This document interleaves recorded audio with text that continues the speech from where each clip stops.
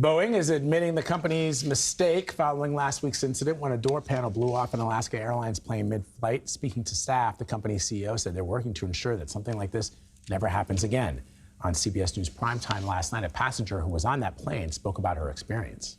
I was about three rows in front of the hole and off on the other side of the airplane, so I wasn't directly near it. But the noise was loud and it was really scary. And there were flight attendants. I know there were people sitting in that row, and the flight attendants helped them find new seats. So I was thankful for the way everything happened. I felt like the flight attendants were as calm as they could be. They had things under control. I felt like the pilots had things under control. So it did not feel like we were going to crash, but it was still scary because we didn't know the severity of the situation at first. Boeing CEO says that the company will approach the situation with, quote, complete transparency. CBS News senior transportation correspondent Kris Van Cleave has the latest. The haunting image of this gaping hole in the Alaska 737 MAX 9 shook Boeing CEO Dave Calhoun. I didn't know what happened to whoever was supposed to be in the seat next to that hole in the airplane. I got kids, I got grandkids, and so do you.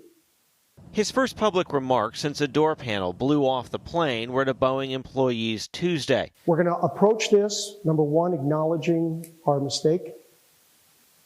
We are going to approach it with 100% and complete transparency every step of the way. Investigators are honing in on the 4 bolts designed to hold that door panel in place, bolts that so far they cannot find. United and Alaska have both identified other planes where those same bolts were loose. Calhoun says Boeing must now rebuild trust. We're going to have to demonstrate it by our actions, our willingness to work directly and transparently with them, and to make sure they understand that every airplane that Boeing has its name on that's in this sky is in fact safe. Now Capitol Hill is demanding answers from the FAA. Billy Nolan is the former acting administrator. Is there a sufficient amount of FAA oversight of Boeing and its suppliers today? I would argue that there is. This is the right case to ask ourselves these questions. What have we missed? That's a valid question to ask. And what else should we be doing? With all MAX 9s in the U.S. grounded, airlines are still awaiting guidance about the new inspections. For more on this, let's bring in Jon Hemmerdinger. He's America's managing editor for FlightGlobal, a global aviation publisher and content provider. So, as you know, Boeing's CEO acknowledged the company's mistake for what happened on the Alaska Airlines flight. Right. And offered 100% transparency as they try to rectify it. What is Boeing doing to ensure that something like this never happens again?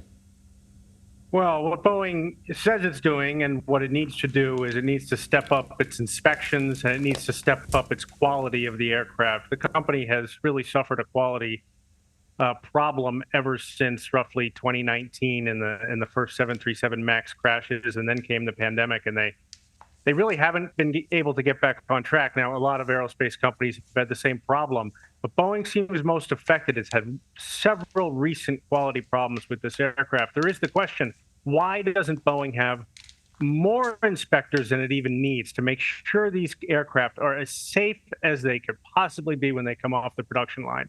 And whether Boeing has those inspectors, it's not entirely clear, because this issue does seem to be, from what most people think, is a manufacturing issue. So when this happened, I think all of us thought about the other Boeing planes that crashed, Right. and the other, there's 737s as well. The FAA Right. grounded those planes for 20 months. So Boeing paid a significant price for that. But the company also asked the FAA last month for an exemption to safety standards related to engine housing. And I think increasingly there are questions now about the FAA, whether or not it's doing the job. Does it have the resources to do the job? How does the FAA, say, compare to the European version of the FAA? Are they as stringent?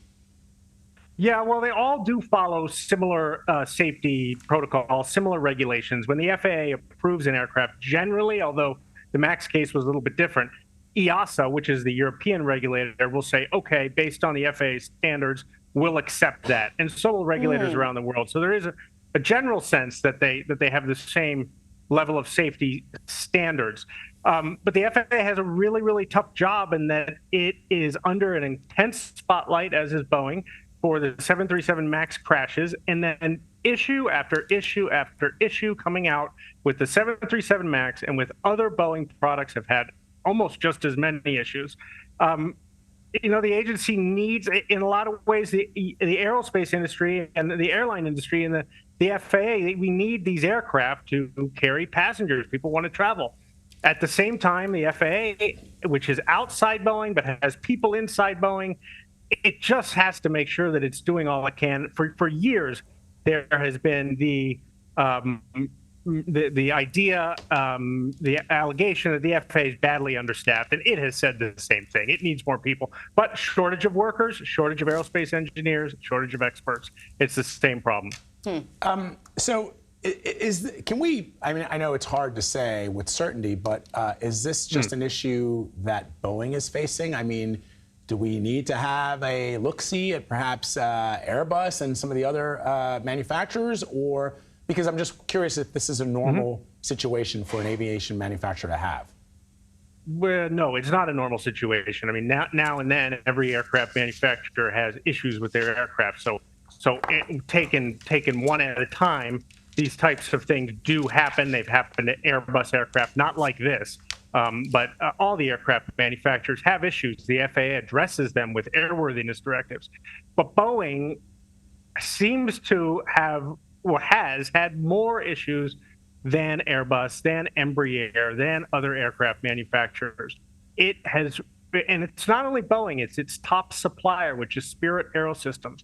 And Spirit actually makes the 737 fuselages. And they have the same exact workforce problems, the worker shortage of skilled labor. They have supply chain troubles. So everyone's grading against these issues. And at the same time, Boeing and everyone's trying to produce more and more aircraft. So it's all happening at once, and these quality problems are happening one after another. Certainly, we were just talking this morning, Jon, about how we're going to make sure that we're seatbelted in at all times on an airplane. That's a good idea. Yeah, that's a lesson we learned. Jon Hemmerdinger, thank you so much. Thank you for having me.